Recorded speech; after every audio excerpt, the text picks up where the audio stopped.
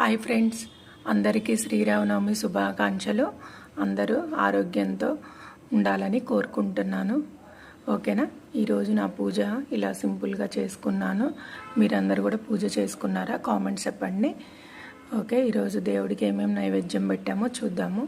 వచ్చి వడపప్పు, పెసరపప్పు నానబెట్టేసుకుని దాంట్లో కొంచెం ఉప్పు, ఒక అరగంట నానబెడితే సరిపోద్ది. దాంట్లో ఉప్పు, కారం, కొబ్బరి ముక్కలు, మామిడికాయ ముక్కలు వేశాను. మీరు కూడా ఇలానే చేస్తారా? నాకు కామెంట్స్ చెప్పండి.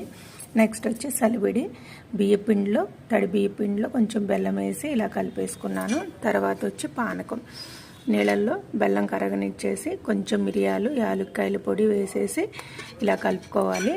నేనైతే దేవుడికి ఈ 3 నైవేద్యం చేశాను. మీరు కూడా ఇవే చేస్తారా? నాకు కామెంట్స్లో చెప్పండి. ఓకేనా? నేనైతే ఇలా పూజ కంప్లీట్ చేసుకున్నా. మీరైతే ఎలా చేసుకుంటారో కామెంట్స్లో చెప్పండి. అందరికీ